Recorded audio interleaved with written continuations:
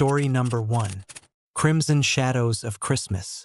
I never believed in the supernatural. Growing up in the heart of Pennsylvania, surrounded by rolling hills and quaint farmhouses, I found comfort in the tangible, the scent of pine from the nearby forest, the sound of the creek winding through our backyard, and the warmth of my family's hearth during the cold winters. My name is Henry Caldwell, and this is the story of a Christmas Eve that shattered my understanding of reality and introduced fear into the very essence of my being. It was Christmas Eve, 1921. Our family home in Willowbrook was adorned with festive decorations, the evergreen tree standing proudly in the corner, its branches heavy with ornaments and twinkling lights. The fireplace crackled merrily, casting a golden glow across the room as we gathered around, exchanging gifts and sharing stories.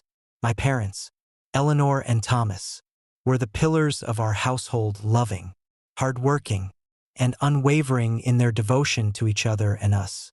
That year, the snow had been particularly heavy, blanketing the town in a pristine layer of white by mid-December. The streets were quiet, the usual hustle and bustle silenced by the relentless storm. Inside, however, our home was alive with laughter and the spirit of Christmas, a stark contrast to the bleakness outside. As midnight approached, a sense of peace settled over us. I was nestled in my armchair, sipping hot cocoa and listening to my father's tales of Christmases past. When the first knock came, it was a soft, hesitant tapping, like the gentle pitter-patter of rain against a window pane. Startled, I glanced at my parents. "Who could that be at this hour?" I asked, a hint of unease creeping into my voice. Eleanor smiled reassuringly. "Probably just a neighbor checking in on us. Let me go see." She rose gracefully, her red dress swirling as she made her way to the front door. Moments later, she returned, her expression puzzled. "There's no one there," she said softly. "No one knocked." I felt a chill run down my spine. The wind had been howling outside, making the house groan and creak.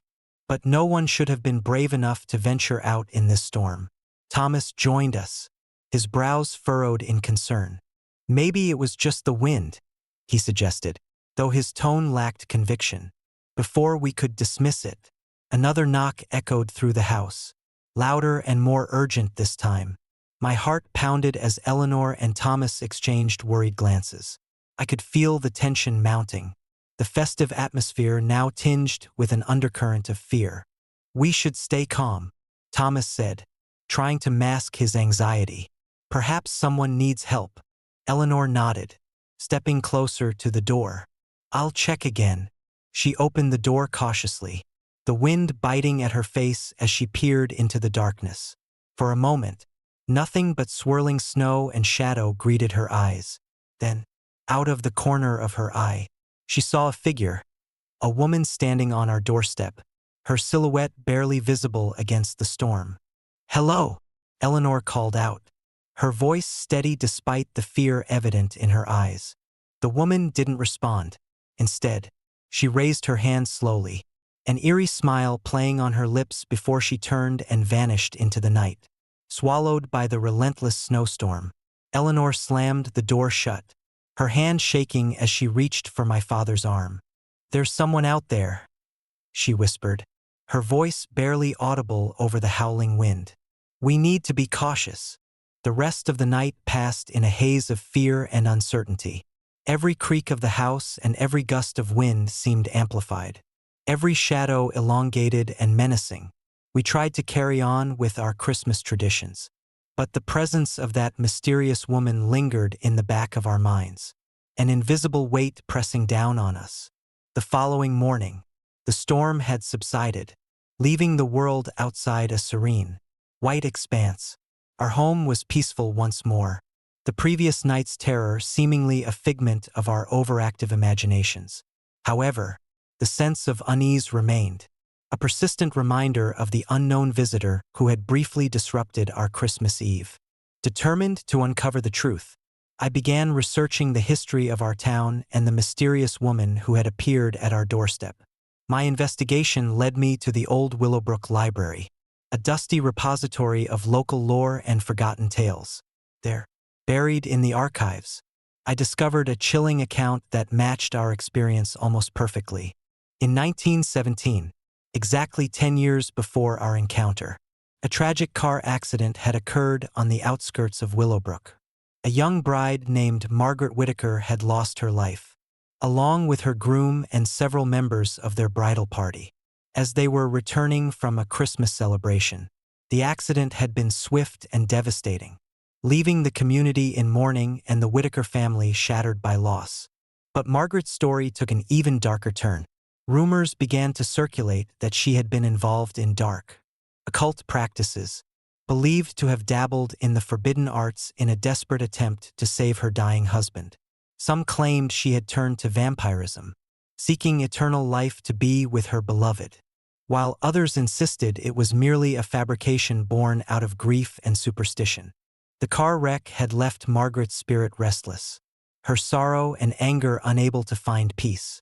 It was said that on the 10th anniversary of her death, her apparition would appear to those she had wronged or those who unknowingly disturbed her resting place. Armed with this newfound knowledge, I confronted my parents with the terrifying possibility that we had encountered Margaret Whittaker herself, an aggrieved spirit bound by her tragic past, seeking something she could never attain. "We need to protect ourselves," I urged, my voice filled with urgency. "We might be dealing with something far more dangerous than just a ghost." Thomas nodded solemnly. "If what you say is true, then we have to take action. We can't let her haunt us any longer." Eleanor agreed, her face etched with fear and determination. "We need to find a way to appease her, to help her find peace so she can move on." Our next step was to seek out the remnants of Margaret's life, the church where she had been married, the old Whittaker estate now abandoned and overgrown with ivy, and the cemetery where her family had been laid to rest. Each location held fragments of her story, pieces of the puzzle that we needed to assemble to understand the depth of her torment. At the church, we discovered old records of the Whittaker wedding, a lavish affair that had been the talk of the town. There were whispers of Margaret's strange behavior in the weeks leading up to her death, her increasingly erratic mood swings, and her secluded rituals that had become the subject of hushed conversations among the clergy. The old Whittaker estate, now a shadow of its former grandeur, was eerily silent. We explored the dilapidated halls, finding remnants of Margaret's life, wedding photos, personal journals, and arcane symbols etched into the walls.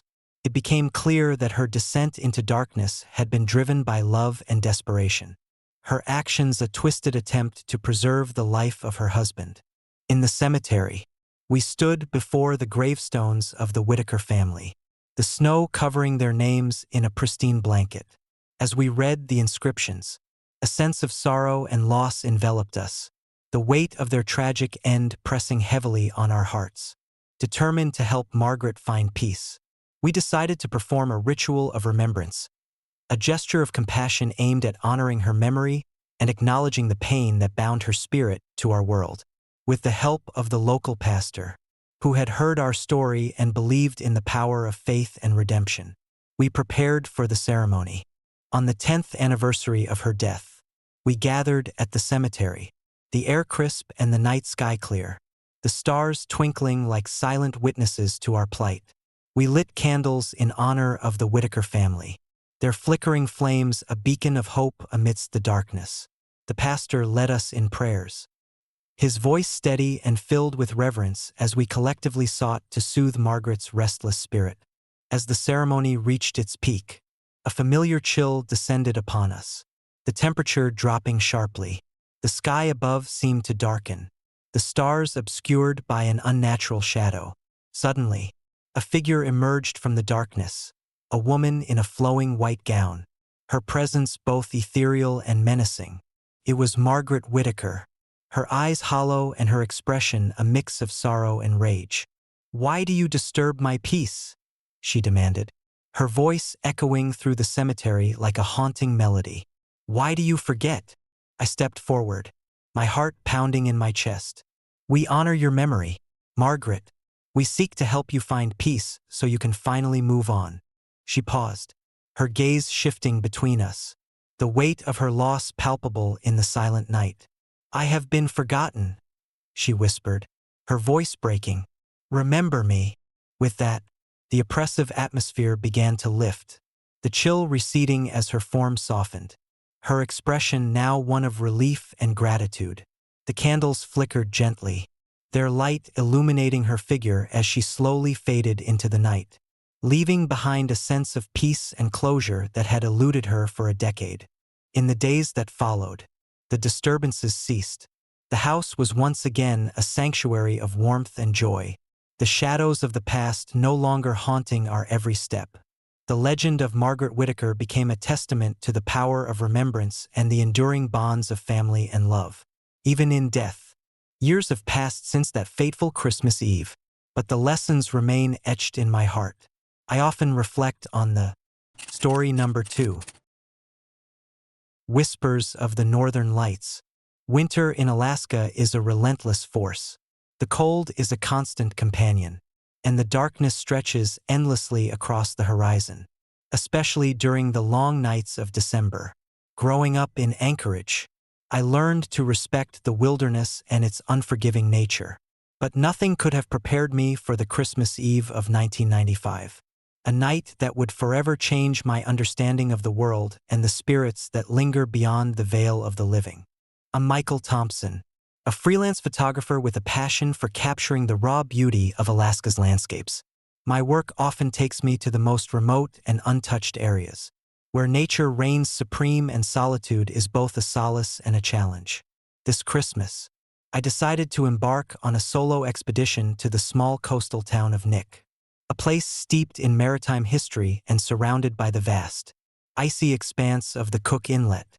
Nick was a quiet town, its population dwindling as younger generations moved to larger cities in search of better opportunities. The remnants of old fishing boats and abandoned cabins dotted the shoreline, remnants of a bygone era when the sea was both a provider and a peril. Despite its isolation, Nick held a certain charm, especially during the holidays when the few remaining residents decorated their homes with lights and festive ornaments. Defying the darkness of the winter nights, I arrived in Nick a week before Christmas, eager to explore the untouched beauty and document the unique spirit of the town. The locals were welcoming, albeit reserved, sharing stories of their ancestors and the harsh realities of life in such a remote area. One story, in particular, caught my attention: the legend of the Christmas lights. According to old-timers like Old Joe, a seasoned fisherman who had seen more winters than anyone else in town, strange lights would appear in the sky every Christmas Eve at midnight. He'd say, his voice gravelly from years of shouting over the roar of the ocean. Those ain't no UFOs. They're the spirits of sailors who lost their lives out there, caught in the storm. They come back every Christmas to find their way home. Skeptical but intrigued, I decided to investigate further. I spent the week capturing the serene beauty of Nick, fishing boats bobbing in the harbor, snow-covered cabins glowing warmly against the night, and the ethereal dance of the northern lights painting the sky with vibrant colors. As Christmas approached, the anticipation of experiencing the legendary lights grew stronger. On Christmas Eve, the storm warning issued by the National Weather Service was ignored by most, who believed the town's resilience could withstand anything. I set up my camera equipment near the shoreline, hoping to capture the elusive phenomenon. The sky was clear, the stars twinkling like diamonds against the velvety darkness. Midnight was still hours away, and the anticipation built with each passing minute. As the clock struck 11, the temperature dropped sharply, the wind picking up in intensity. The snow began to fall in heavy, swirling flakes, blanketing the town in a pristine white coat. The darkness deepened, the only light coming from the flickering lanterns of the few remaining residents and the distant glow of the northern lights, which were less vibrant tonight due to the storm. Then, at exactly midnight, the sky erupted in a spectacle of lights. Bright, pulsating orbs darted across the heavens, moving with a speed and grace that defied natural explanation. They streaked through the sky in intricate patterns, weaving and twirling in a mesmerizing display. My heart raced as I captured the phenomenon on film. The eerie beauty of the lights both captivating and unsettling. But as the minutes passed, the lights began to change. The vibrant colors faded, replaced by a ghostly pale glow that seemed to emanate from the very soul of the storm. The orbs slowed, their movements becoming more deliberate, almost mournful. I felt a chill run down my spine, the atmosphere heavy with an unspoken sorrow. That's when I saw her, a figure standing on the shoreline, barely visible through the swirling snow. She was dressed in a flowing white dress, her hair cascading down her back like a silken waterfall. Her eyes were hollow, empty voids that seemed to stare right through me, searching for something lost. She stood motionless, her presence both ethereal and haunting, a stark contrast to the fierce storm raging around her. I lowered my camera, my breath visible in the frigid air. "Hello," I called out, my voice trembling. There was no response, only the sound of the storm and the distant crash of waves against the rocks. Suddenly, the lights above began to converge, forming a tight circle that hovered directly above the figure. The air grew colder still, the storm intensifying as if reacting to her presence. The figure raised her arms, her hands reaching towards the sky, as if pleading for something beyond my understanding.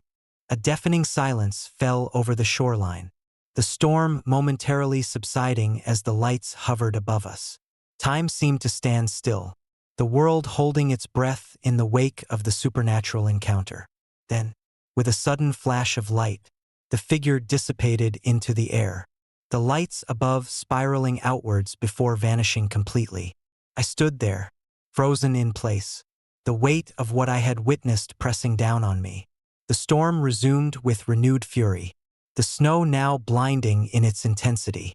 I packed up my equipment hastily, the adrenaline coursing through my veins making it difficult to think clearly. The next morning, I awoke in my cabin with a lingering sense of unease. The storm had finally passed, leaving behind a landscape of glittering snow and a sky clearing to reveal the soft glow of the returning northern lights. As I reviewed the footage from the previous night, I was struck by the unmistakable presence of the woman on the shoreline, her apparition captured in ghostly detail. Determined to understand what had happened, I delved deeper into the history of Nick and the tragic shipwreck that old Joe had mentioned.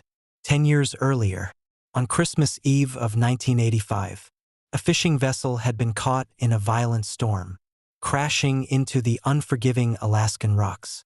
The wreckage was found days later, but all aboard were lost, their families left to mourn their disappearance. The legend had always been that the spirits of the lost sailors returned every Christmas Eve, their lights a beacon in the storm, a futile attempt to find their way home. But witnessing it firsthand left me with more questions than answers. Were these lights truly the spirits seeking solace? Or was there something darker at play? Over the following years, the phenomenon continued. Every Christmas Eve, the lights would appear, each time more intense and sorrowful. I returned to Nick multiple times, each visit deepening my understanding of the town's tragic history and the restless spirits that haunted its shores. The locals, though initially wary of outsiders, began to open up, sharing their own experiences and theories about the phenomenon.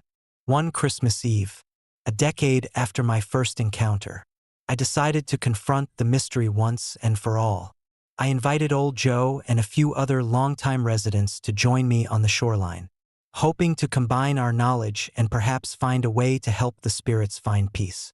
As midnight approached, the air grew heavy with anticipation, the familiar chill setting in as the snow began to fall once more. When the lights appeared, they were more radiant than ever, swirling in the sky with a mesmerizing intensity. The woman in white reappeared, her presence more vivid, her eyes filled with a profound sadness that mirrored the storm around us. This time, however, there was a sense of purpose in her movements, a longing that seemed almost palpable. "We need to help her," I said, my voice steady despite the fear that gnawed at me. Old Joe nodded, his eyes reflecting the sorrow of the past. We do. It's time to give them the closure they've been seeking. We formed a circle on the shoreline, holding hands and speaking words of remembrance and compassion. The candles we had brought flickered in the wind, their light a symbol of hope amidst the darkness. As we recited prayers and shared stories of those lost in the shipwreck, the atmosphere began to change. The lights in the sky grew brighter, their movements becoming more harmonious, less frantic. The woman in white approached us, her form now radiating a gentle glow. "Thank you," she whispered, her voice filled with gratitude. "You've remembered us. We can finally find peace." With those final words, she and the other spirits began to fade, their presence lifting like mist in the morning sun. The storm subsided, the snow slowing to a gentle drift as the northern lights reclaimed their place in the sky. We stood there in silence, the weight of the night's events slowly lifting as a sense of tranquility settled over the shoreline. In the years that followed, the phenomenon ceased, the lights no longer appearing each Christmas Eve. The spirits had found their peace, their restless journey finally complete. Nick returned to its quiet existence, the legend of the Christmas lights becoming a cherished part of its history, a story of love, loss, and the enduring power of remembrance. I continued my work as a photographer, but my experiences in Nick left an indelible mark on me. The haunting beauty of the lights and the sorrowful spirits taught me that some stories transcend time, their echoes lingering in the hearts of those who remember. The silent sleigh, the phantom express, and the ghostly carriage were all tales of love and loss, bound by the same thread of unresolved sorrow seeking closure. Every Christmas, I reflect on that transformative night in Nick, grateful for the chance to have helped the lost souls find peace. The memory of the woman in white and her family remains a poignant reminder that even in the most remote and desolate places, the spirits of the past can reach out, yearning to be remembered and honored. It's a lesson in empathy and the importance of acknowledging the stories that shape us, ensuring that the shadows of the past do not forever linger in the darkness.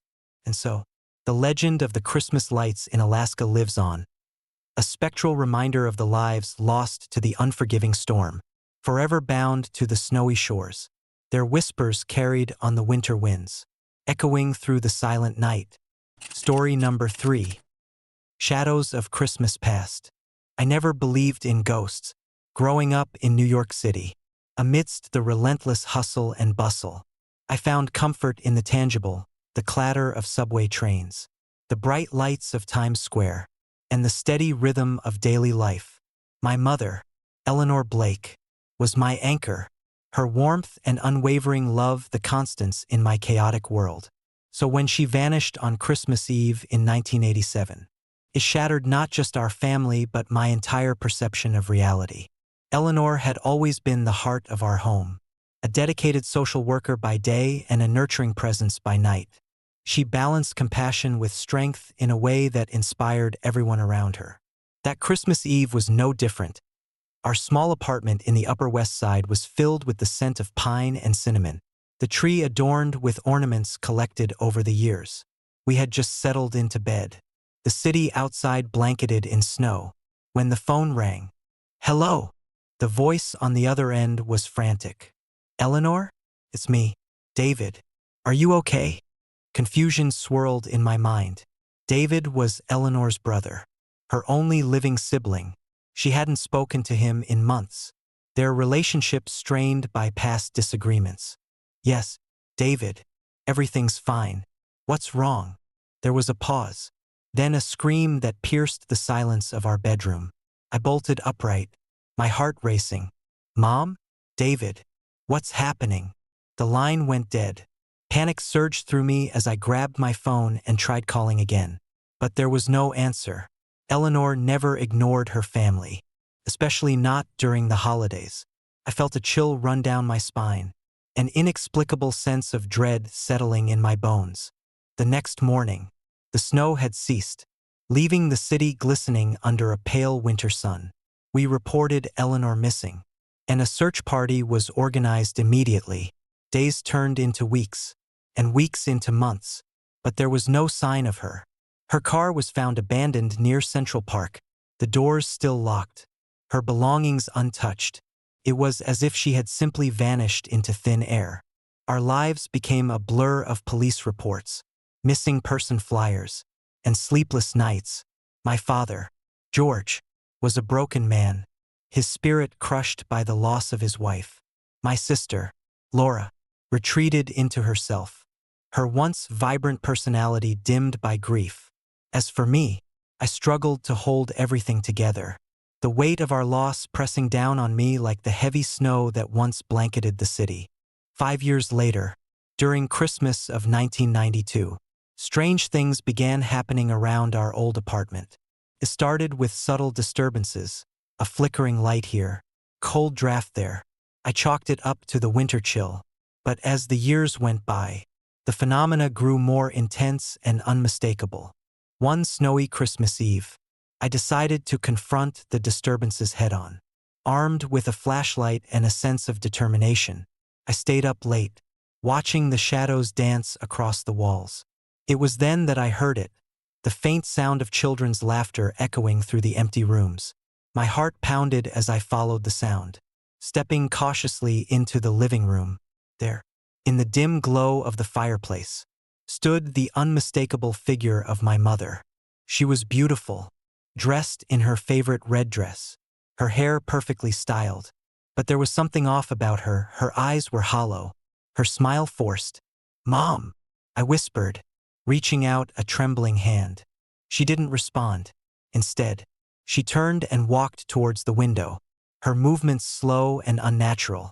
As I approached, she faded into the shadows, leaving me standing alone in the cold silence. The room grew icy, my breath visible in the frigid air. Determined to understand what was happening, I began researching Eleanor's disappearance, delving into old newspaper archives and police reports. What I uncovered was a chilling account of a tragic accident that had occurred 10 years earlier, exactly on Christmas Eve of 1982. A car had lost control on a slippery road, crashing into a tree and killing an entire family, including a young mother named Eleanor Blake. The accident was swiftly covered up, the family buried in a forgotten cemetery outside the city. The realization hit me like a freight train. The woman I saw was not my mother, but a ghostly apparition of a mother who had lost her life on Christmas Eve, decades before. The parallels were too strong to ignore. The same name, the same disappearance, the same Christmas night. Determined to free her spirit and bring closure to our family, I sought out paranormal experts and visited the old cemetery where Eleanor and her family were buried. The caretaker, an old man named Mr. Henderson, was skeptical at first, but his demeanor changed when I showed him the similarities between the two families. "There have been reports," he admitted quietly, "of apparitions and strange occurrences around these grounds, especially during the holidays. They say the spirits are restless, unable to move on." Armed with this knowledge, I returned to our apartment, prepared to confront the ghostly presence once more. As Christmas Eve approached, the disturbances intensified. The air grew colder, the shadows deeper, and the laughter more frantic. I set up cameras and recording equipment, determined to capture evidence of the supernatural. That night, as the clock struck 12, the apartment was plunged into darkness.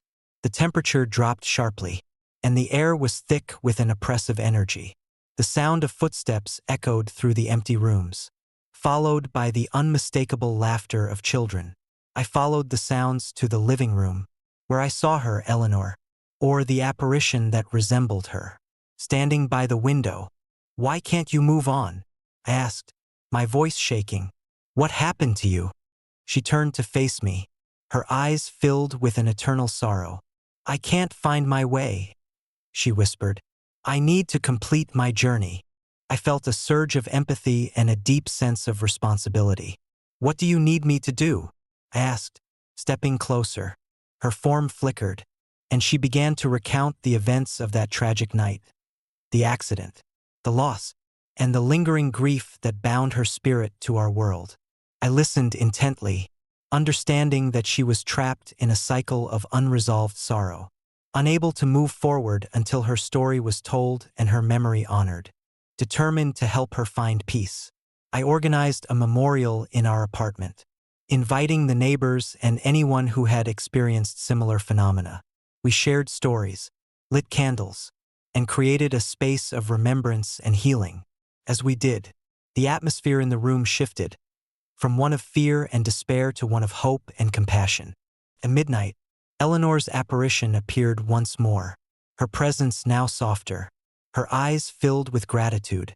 "Thank you," she whispered, her voice no longer tinged with sorrow. "You have remembered us. We can finally find peace."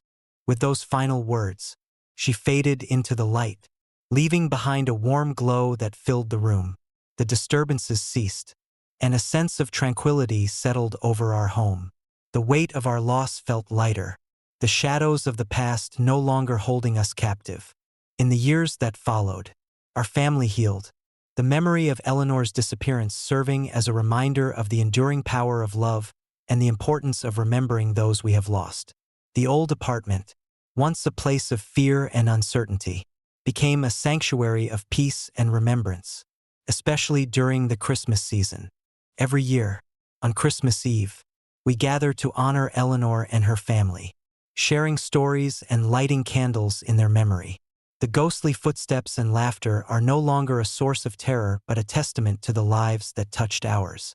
A reminder that even in death, love and remembrance can bridge the divide between the living and the dead.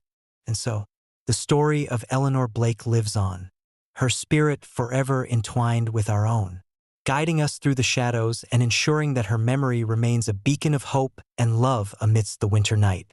The silent presence that once haunted our home now serves as a comforting reminder that some spirits find peace through the compassion and remembrance of those they left behind. Story number 4. The Christmas Whistle. Winter in North America is a relentless force, especially in the heart of December. The cold bites through layers of clothing, and the nights stretch long and dark, swallowing the landscape in a blanket of silence. I'm James Mitchell, a seasoned freight conductor with the Northern Plains Railway, and this is the story of a Christmas night that forever changed my perception of reality and the thin veil that separates the living from the dead. It was Christmas Eve, 1985. The day had been unusually hectic, with shipments piling up and the yard bustling with activity. We were scheduled to deliver essential supplies to remote communities scattered across the frozen expanse of northern Canada. The train, aptly named the Frostbite Express, was a lifeline for these isolated areas, especially during the harsh winter months. By the time we pulled out of Chicago, the sun had already dipped below the horizon, leaving the sky a deep, inky black. The temperature had plummeted, and a heavy blanket of snow had begun to fall, reducing visibility to mere feet. Our destination was El Dorado Junction, a small town nestled between dense forests and expansive frozen lakes. The journey was long, and the crew was tired, eager to reach our final stop and finally get some rest. Around midnight, as the train trudged through a particularly desolate stretch of track, we encountered a severe blizzard. The snow fell in thick, relentless sheets, and the wind howled like a chorus of lost souls.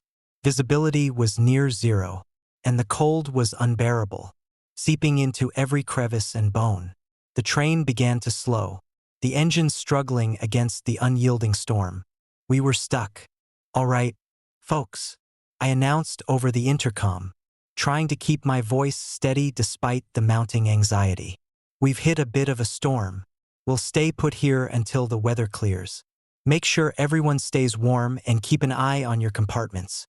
The crew and passengers settled into a tense silence, the only sound being the relentless pounding of the snow against the windows and the occasional crackle from the heating system.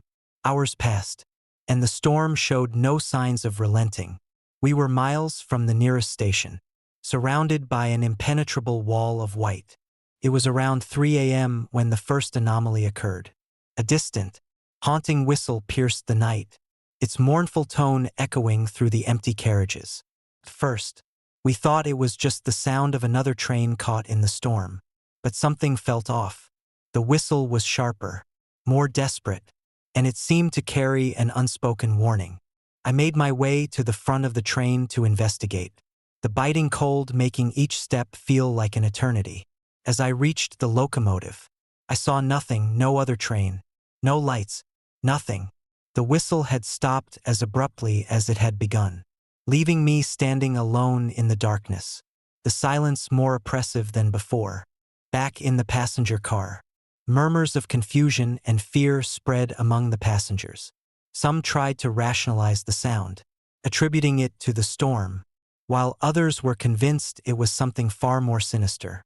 Just as I was about to dismiss it as another trick of the storm, the train shuddered violently, jolting us all out of our seats. The lights flickered and dimmed, casting long, dancing shadows across the carriages. A sense of unease settled over everyone, the oppressive silence broken only by the faint, intermittent sound of the whistle. That's when I heard the stories. An elderly woman named Mrs. Thompson, who had been with me on many journeys, approached me with a look of terror in her eyes. "James, have you heard the whispers?" she asked, her voice trembling. "They say the whistle is a bad omen, a warning from those who never made it home." I listened as she recounted the legend of the ghost train, an ill-fated journey that had occurred exactly 10 years earlier, on Christmas Eve, when a similar storm had trapped a train in the same stretch of track. The accident had resulted in numerous fatalities, and ever since, every Christmas Eve, the whistle of the Phantom Express was said to echo through the storm, a haunting reminder of the tragedy. At first, I dismissed it as superstition, a story to scare children and keep them from wandering too far from home. But now, with the storm raging outside and the eerie whistle haunting our night, I couldn't help but feel a chill run down my spine. As the hours dragged on, the feeling of being watched intensified. Passengers reported seeing shadowy figures moving just beyond the window panes, their forms indistinct and ghostly. Children clutched their parents' hands tighter, eyes wide with fear, while others huddled together, seeking comfort in shared anxiety. Around 4 a.m., the temperature inside the train plummeted, the heaters struggling to keep up with the relentless cold. Frost began to form on the windows, and the air grew thick with a palpable sense of dread. It was then that the visions became more vivid. A young woman in a tattered dress appeared in one of the empty compartments, her eyes hollow and filled with sorrow. She glided silently through the carriage, leaving a trail of icy cold in her wake. Another time, a man in a conductor's uniform stood at the end of the aisle, his face contorted in eternal anguish, his hand reaching out as if begging for help. Panic began to set in as the supernatural occurrences escalated. Some passengers refused to leave their compartments, fearing the malevolent spirits that seemed to haunt the train. Others tried to stay together, forming tight-knit groups in an attempt to ward off the eerie apparitions. Desperate for answers, I gathered the crew and some of the more level-headed passengers in the lounge car. "We need to figure out what's happening," I said, my voice firm despite the fear gnawing at me. "If this is the ghost train, we need to find a way to appease whatever is keeping these spirits trapped." We consulted old records and spoke with Mr. Harris, a retired engineer who had witnessed the original accident. According to him, the key to pacifying the spirits lay in honoring their memory, acknowledging the lives lost, and giving them a sense of closure. It was a long shot, but it was our only hope. We organized a makeshift memorial in the lounge car, lighting candles and laying out personal items that might have belonged to the deceased passengers. Family photos, letters, and mementos. One by one, we shared stories of the original tragedy, speaking of the families torn apart by the storm and the lives lost in the crash. As midnight approached again, the atmosphere shifted, the oppressive cold began to lift, and the haunting whispers grew softer, more melodic. The spirits, sensing our efforts to remember and honor them, began to fade. The eerie apparitions lost their anger, their faces softening into expressions of peace and gratitude. Just as the first light of dawn began to break through the storm, the whistle sounded one final time, a gentle, soothing note that resonated with a sense of closure. The train shuddered once more, but this time, it felt like a sigh of relief rather than a harbinger of doom. Slowly, the engines roared back to life, and the train began to move, the storm dissipating as if acknowledging our efforts. We continued our journey in a tranquil silence, the memories of the night's horrors lingering but no longer overwhelming. As we approached El Dorado Junction, the sun broke through the clouds, casting a warm glow over the snow-covered landscape. The town welcomed us with open arms, the sight of familiar faces and cozy homes a stark contrast to the supernatural chaos we had endured. Years have passed since that fateful Christmas Eve, but the memory of the Phantom Express remains vivid in my mind. It serves as a chilling reminder that some tragedies leave behind echoes that can never truly be silenced. The Frostbite Express continues to make its annual journey, each Christmas Eve carrying with it the hope that the spirits of the lost will find peace, and that we, the living, will remember their stories. Every Christmas, as the snow begins to fall and the nights grow long, I find myself reflecting on that night in the frozen wilderness. The haunting whistle, the ghostly apparitions, and the overwhelming sense of sorrow remain etched in my memory, a testament to the enduring power of remembrance and the fragile boundary between life and death. And so, the legend of the ghost train lives on, a spectral reminder of the lives lost in the storm, forever bound to the tracks they could not escape. Their whispers carried on the wind, echoing through the silent night. Story number 5. The Silent Sleigh. I never believed in ghosts. Growing up in Anchorage, Alaska, amidst the relentless winter storms and the vast, untamed wilderness, I found comfort in the tangible, the crunch of snow underfoot, the crisp air filling my lungs, and the predictable rhythm of life in our remote town. But that Christmas Eve in 1972 changed everything I thought I knew about the unseen world. My name is Thomas Blake, and I work as a forest ranger for the Alaska Department of Natural Resources. My job takes me deep into the heart of Alaska's wilderness, where I ensure the safety of hikers, hunters, and the delicate ecosystems we strive to protect. Christmas was always a solitary affair for me, a time to reflect on the year past and prepare for the one ahead. This year, however, something felt different, a sense of unease that I couldn't quite shake off. The day of the storm began like any other winter day in Alaska. The sun struggled to rise above the horizon, casting a pale light over the snow-covered landscape. I had planned to spend Christmas Eve at a small cabin I rented on the outskirts of Willow Creek, a quaint village nestled between dense forests and frozen lakes. The cabin was simple but cozy, with a wood-burning stove and large windows that framed the pristine wilderness outside. As afternoon turned to evening, the weather forecast warned of an impending blizzard, a fierce storm expected to hit the area by nightfall. I double-checked my supplies, food, warm clothing, and emergency equipment, ensuring I was prepared for whatever the storm might bring. Little did I know, the storm would bring more than just heavy snow and biting winds. By 8 p.m., the first flurries began to fall, the snowflakes swirling around the cabin like delicate dancers caught in a mesmerizing ballet. I settled into my chair by the stove, sipping a cup of hot tea as I reviewed my maps and notes. The wind howled outside, a relentless force that battered the cabin walls and windows. The sound was both terrifying and strangely comforting, a reminder of the raw power of nature.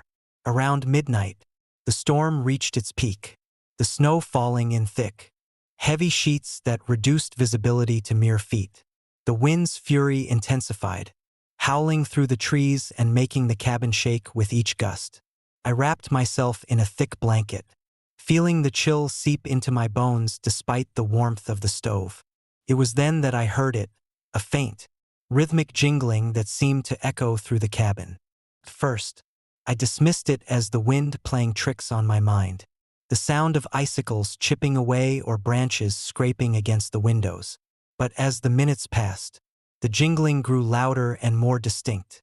a haunting melody that seemed out of place in the midst of the raging storm.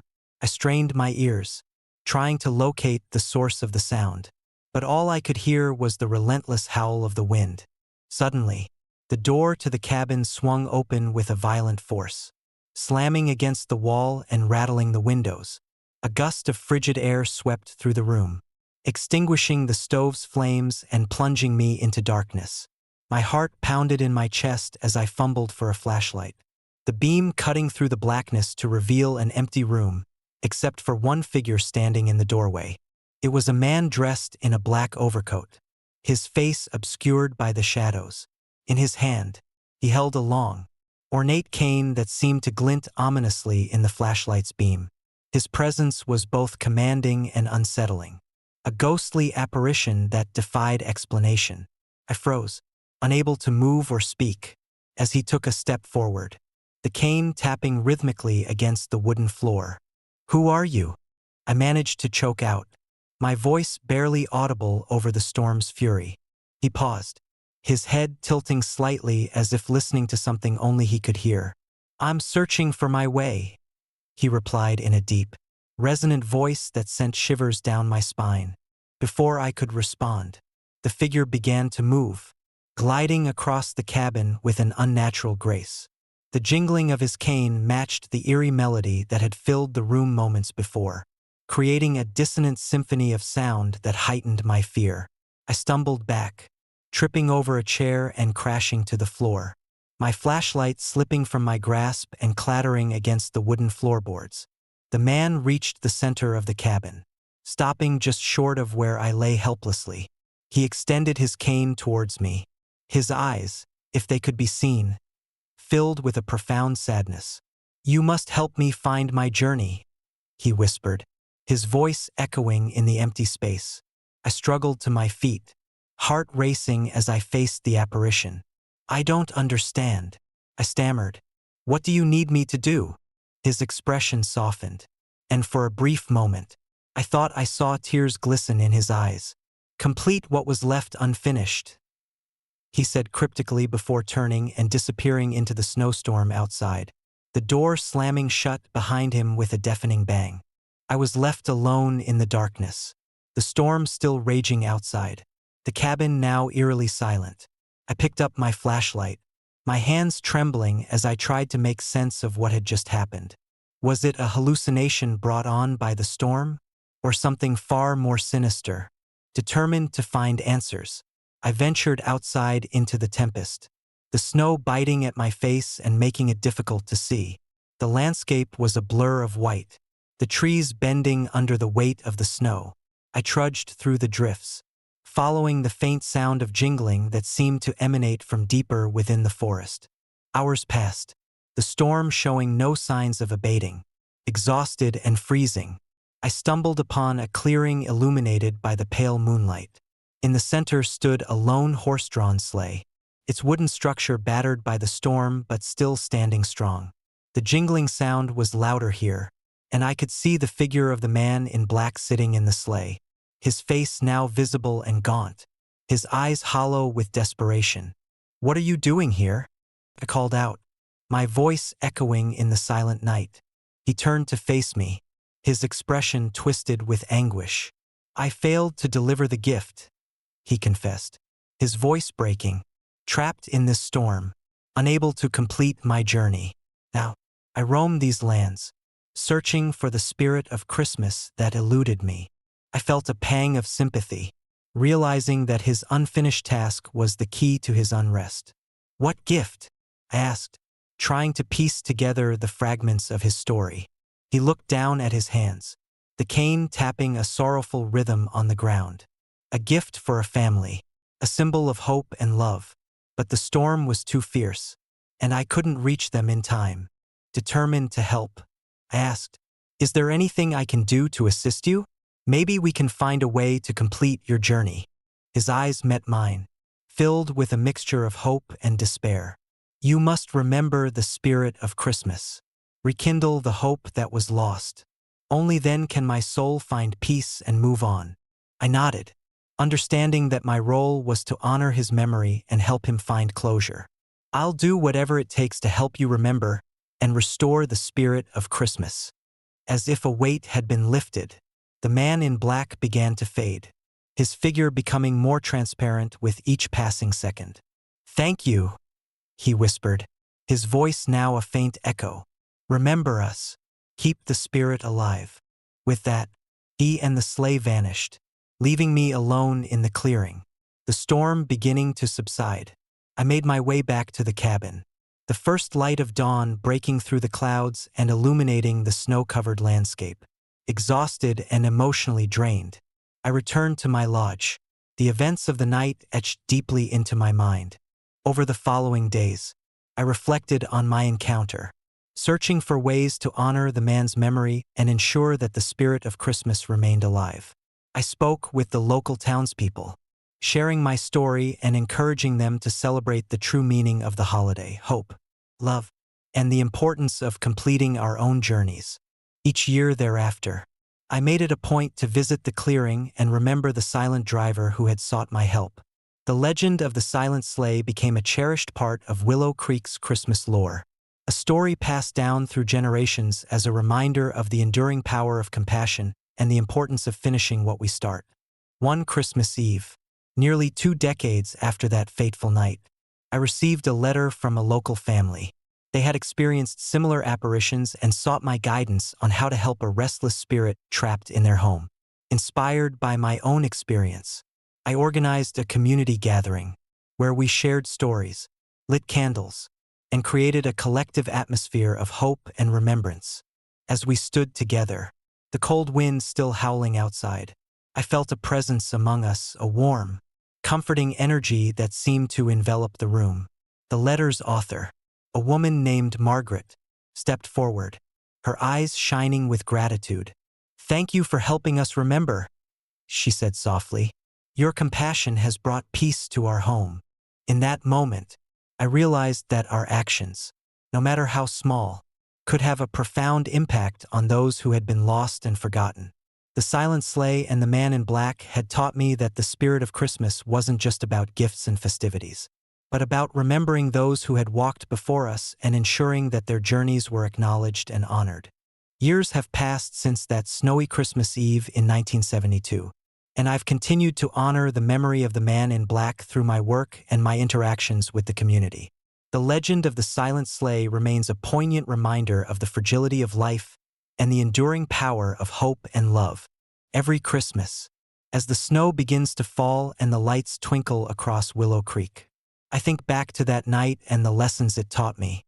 The sight of a horse-drawn sleigh against the snowy backdrop serves as a beautiful yet haunting symbol of the past intertwined with the present, a testament to the spirits that seek peace and the living who can help them find it. And so, the story of the silent sleigh lives on, a chilling yet heartwarming tale that blends the magic of Christmas with the mysteries of the supernatural. It stands as a reminder that even in the coldest, darkest nights, the light of compassion and remembrance can guide lost souls to their final rest, ensuring that the spirit of Christmas remains ever bright and eternal. Story number 6. Echoes of Christmas Past. I never considered myself a believer in the supernatural.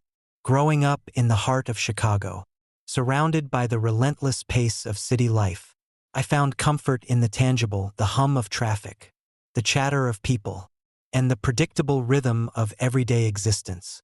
But that Christmas in Prague changed everything I thought I knew about reality and the unseen world. My name is Daniel Novak, a travel writer with a penchant for uncovering the hidden gems of Europe. When my friends Sarah, Mark, and Emily suggested a Christmas night tour of Prague's most historic sites, I eagerly agreed. Prague during the holidays was a sight to behold. Cobblestone streets adorned with twinkling lights, the scent of mulled wine filling the air, and the majestic architecture casting long shadows in the winter dusk. Little did I know, our festive adventure would turn into a nightmarish journey into the past. We arrived in Prague a few days before Christmas, immersing ourselves in the city's rich culture and vibrant festivities. On Christmas Eve, we joined a guided night tour led by a local historian named January. The group was small, composed of enthusiastic travelers eager to experience the city's storied history firsthand. As we gathered at the base of the old town hall, Jan greeted us warmly, his eyes twinkling with excitement. "Tonight, we will explore some of Prague's most haunted locations," he announced, his voice carrying a mix of reverence and intrigue. "Our first stop is the Old Town Synagogue, a place steeped in history and, unfortunately, tragedy." The synagogue was an architectural marvel, its Gothic spires piercing the night sky. As we entered, the warmth inside contrasted sharply with the biting cold outside. Jan began recounting the history of the building, detailing its significance and the dark events that had transpired within its walls. According to legend, on Christmas Eve in 1925, a wealthy family hosting a lavish holiday party had been brutally murdered by an unknown assailant. The crime scene was never solved, and the spirits of the family were said to haunt the synagogue, reliving their final moments each Christmas night. As Jan concluded his tale, a chill swept through the room. Sarah, always the sensitive one, shivered visibly. "Did you hear that?" she whispered, her eyes darting around the dimly lit space. We listened intently, the silence broken only by the soft crackling of candles. Suddenly, the faint sound of children's laughter echoed through the synagogue. The joyous noise seemed out of place in the solemn setting, sending a ripple of unease through the group. Mark, ever the skeptic, chuckled nervously. "Probably just the wind or some clever acoustics," he said, trying to mask his discomfort. But his dismissal did nothing to quell the growing tension. The laughter continued, now accompanied by the soft sound of footsteps running across the wooden floor. Emily, who had been quietly observing the surroundings, gasped. "Look!" She pointed towards a shadowy corner of the synagogue. There, barely visible in the flickering candlelight, stood the apparition of a woman in a flowing wedding gown, her face pale and expressionless. I felt a surge of fear, my rational mind struggling to comprehend the apparition before me. "Is that?" Jan nodded solemnly. "Yes, that is believed to be the spirit of the bride from the 1925 massacre. It's said that she searches for her lost family every Christmas Eve, unable to move on from the tragedy." Before anyone could react, the apparition began to move towards us, her steps silent yet deliberate.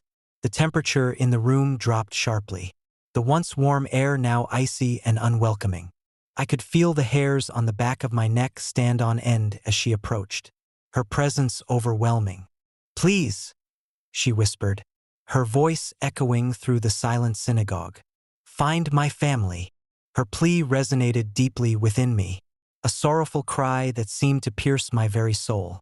I reached out instinctively, but my hand passed through her ethereal form, leaving me grasping at nothing. The apparition paused, her hollow eyes meeting mine, and for a moment, I felt an indescribable connection, a shared pain that transcended time and space. Suddenly, the doors to the synagogue slammed shut, plunging us into darkness. Panic set in as we scrambled to find a way out, but the only light came from the flickering candles, casting long, distorted shadows on the walls. The laughter and footsteps returned, louder and more frantic, as if the spirits were now angered by our presence. Jan's voice cut through the chaos, his calm demeanor belying the fear evident in his eyes. "Stay close to me," he instructed firmly. "We need to remain calm and find a way out together." We navigated through the maze-like interior of the synagogue, the laughter and crying growing more intense with each step. The sounds seemed to emanate from all directions, disorienting us and making it difficult to focus. It was then that Sarah stumbled, her face pale with terror. "I can't take it anymore," she cried, clutching my arm. "They're so real." Mark grabbed her shoulders, pulling her back. "We need to keep moving. Don't let them get to you." As we pressed forward, the apparition of the bride reappeared, now accompanied by the spectral figures of her family, her husband, their 2 children, and their elderly parents. The sight was both heartbreaking and horrifying. their transparent forms filled with an eternal sadness that mirrored their tragic fate. Emily, who had been strangely silent throughout the ordeal, stepped forward. "January, what do we do? How can we help them?" Jan paused, his eyes meeting mine with a mixture of determination and sorrow. "We need to acknowledge their pain and honor their memory. Maybe then, their spirits can find peace." Taking a deep breath, I stepped forward, addressing the apparitions. "We're sorry for your loss. We honor your memory and hope you can find peace." The air shifted, the oppressive chill easing slightly as the spirits began to fade. The laughter and footsteps softened, replaced by a serene silence that filled the room. The doors to the synagogue creaked open, allowing a sliver of moonlight to stream in and guide us towards the exit. We hurried out of the synagogue, the tension dissipating as we emerged into the cold night air. The snowstorm had intensified, but the worst was behind us. The group stood in silence, processing the events that had just unfolded. Jan looked at each of us, his expression thoughtful. Sometimes, the past seeks acknowledgement to move forward. Tonight, we helped those lost souls take their next step. As we made our way back to our hotel, the snow continued to fall, blanketing the city in a soft, white embrace. The memory of that night lingered, a haunting reminder of the thin veil between the living and the dead, and the power of compassion to bridge that divide. In the days that followed, the story of our Christmas night tour spread through Prague, capturing the imaginations of locals and tourists alike. Some dismissed it as mere figment of our imagination, while others believed it to be a genuine encounter with the supernatural. For me, the experience became a cornerstone of my writing, inspiring articles and stories that delved into the mysteries of haunted places and restless spirits. But the most profound impact was on my understanding of the world. I realized that there are forces beyond our comprehension, emotions that transcend time, and connections that bind us to the past in ways we can't always grasp. The silent bride and her family became symbols of lost love and the enduring hope that even in death, we seek closure and peace. Years later, when I returned to Prague, the city had changed, yet some things remained the same. The Old Town Synagogue stood as a silent guardian of its history, its walls holding countless stories of joy and sorrow. On Christmas Eve, I often find myself wandering its halls, remembering that night and the spectral figures that had touched my life so deeply. And sometimes, when the snow falls just right and the night is quiet, I swear I can hear the faint echoes of children's laughter and the soft whispers of a family seeking peace. It's a chilling reminder that the past is never truly gone, and that in the heart of every historic building lies the potential for stories that transcend the boundaries of life and death. In the end, that Christmas night taught me more than I could have ever imagined about empathy, the human spirit, and the mysteries that lie just beyond our perception. It's a lesson I carry with me every day, a haunting yet beautiful memory that continues to inspire and terrify me in equal measure. Story number 7. Whispers of the Veiled Bride. I never believed in ghosts. Growing up in the heart of the English countryside, surrounded by rolling hills and ancient woodlands, I found comfort in the tangible, the scent of pine in the air, the sound of livestock at dawn, and the steady rhythm of life in our small village of Ashford Hollow. But that Christmas Eve of 1945 changed everything I thought I knew about the unseen world.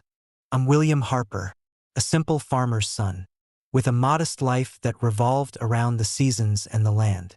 My father, George, was a stern but fair man who taught me the value of hard work and the importance of family.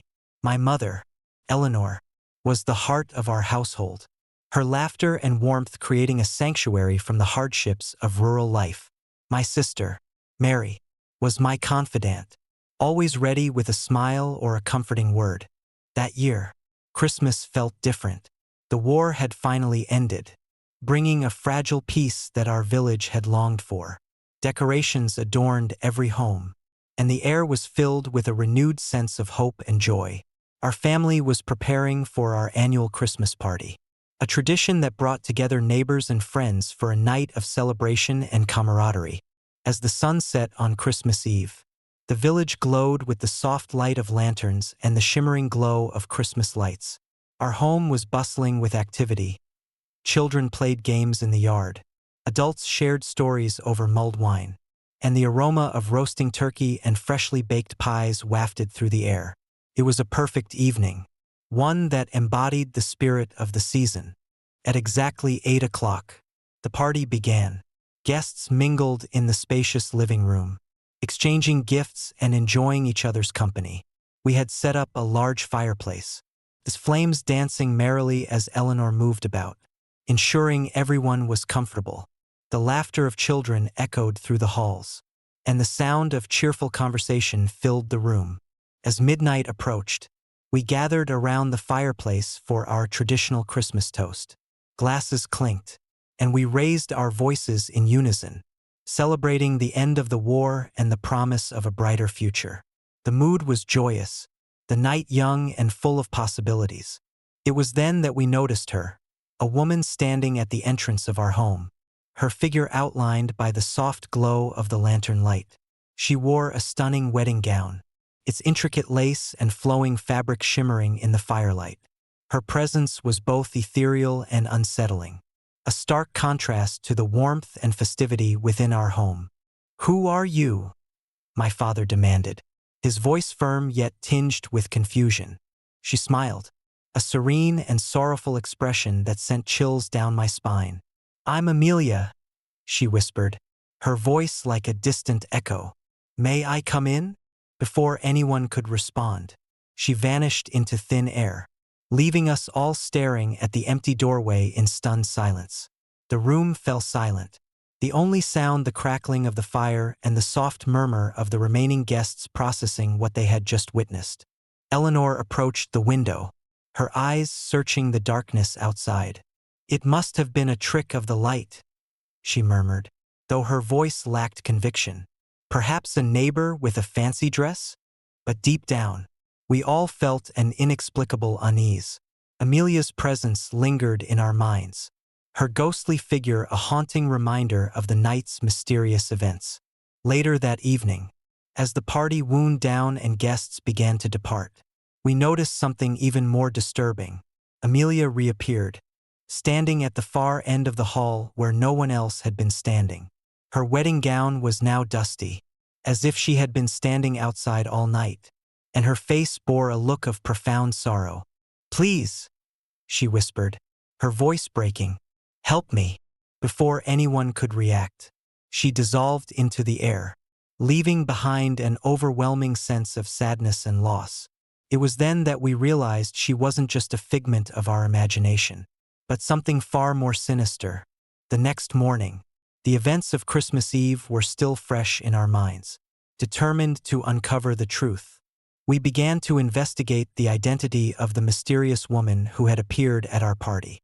Old records and newspaper archives revealed a heartbreaking story from 10 years prior, a tragic train accident that had claimed the lives of an entire wedding party, including a bride named Amelia Thompson. Amelia had been on her way to marry her fiancé, Robert, aboard the Royal Highlander Express, a prestigious train that traversed the scenic routes of the English countryside. On the night of her wedding, a sudden snowstorm had caused the train to derail, leaving the passengers stranded in the wilderness. Rescue efforts were delayed by the harsh weather, and Amelia, along with her family and friends, never survived the ordeal. The accident had been swiftly covered up, the families too devastated to speak publicly, and the Royal Highlander Express had been retired from service shortly after. Her grave was located in a small, forgotten cemetery near Ashford Hollow, marked only by a simple headstone bearing her name and the dates of her birth and death. Armed with this knowledge, we couldn't shake the feeling that Amelia's spirit was still bound to our home, seeking closure and remembrance. Determined to help her find peace, we organized a memorial service at our house, inviting the remaining guests and neighbors to join us in honoring her memory. On Christmas Eve of the following year, we prepared our home once more for the annual party. This time, however, we approached it with a sense of purpose and reverence. hoping to create an atmosphere of healing and remembrance.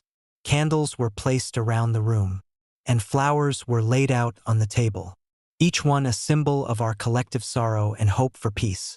As the night unfolded, the familiar sounds of laughter and conversation filled the air, tempered by a respectful silence in Amelia's honor.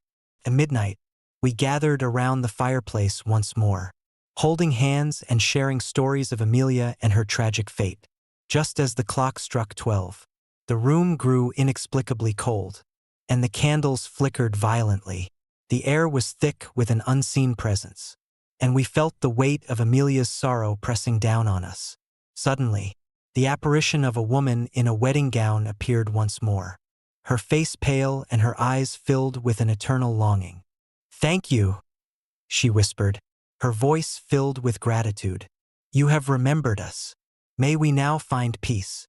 With those final words, Amelia faded into the light, her presence now a serene and comforting warmth that filled the room. The oppressive cold lifted, replaced by a sense of tranquility and closure. The candles burned steadily, their flames no longer flickering but shining brightly as if in affirmation of our success.